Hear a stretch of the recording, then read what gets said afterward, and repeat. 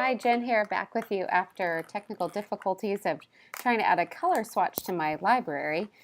So we are back. I'm going to go up to Window, get my layers. So I have done the text layer. I've chosen a font with some meat. I've changed the color by selecting the font and going to any color picker. I'm also demoing the color sampler tool. Okay, which can also be found on the fifth tool down on the left-hand side. That's an eyedropper tool.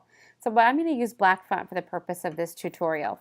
We're going to select the text. So I'm going to make sure I click on the thumbnail of my text.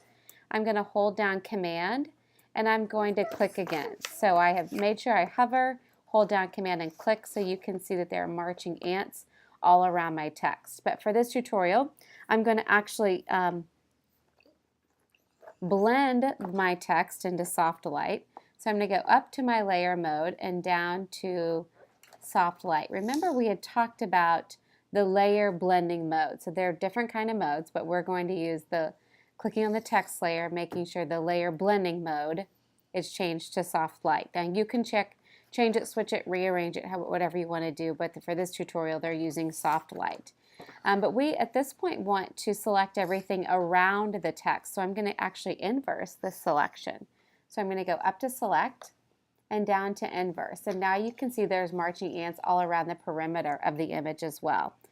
Now what we're going to do is we're going to add a solid color adjustment layer. So we're going to go in our layers panel, come down to the very bottom. It looks like almost like a yin and yang sign. I'm going to click on my little pull down there, and I'm going to select solid color. So I'm in my layers panel. I've gone down to the little circle on the very bottom in the middle, and I'm selecting a solid color. Now instead of green, whoops, you can see that looks kind of cool, but not great. We're going to select white. Okay, we're going to select white, and now you're like, hey, can't see through that. I'm going to change my opacity. So I'm going to come back to my layers panel, and I'm going to change the opacity of that particular layer. And now I'm not really digging this deca underneath here, so I'm actually going to toggle back to my text layer. I'm going to go to my move tool, and I'm going to move this up. Oh, and that doesn't work to do that, so I'll have to go through the whole tutorial. Maybe if I click on the panel. Oh, that works well. Oh, I kind of like that effect, so maybe I'll duplicate that a little bit. You do it on TV. You do this on TV.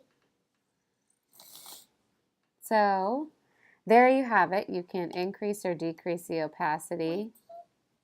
It's kind of a cool effect. Whatever you'd like to do. But this is just my attempt at watching one YouTube tutorial one time through and then just kind of going for it. So I applaud you guys, and I am proud of you, and keep working so hard.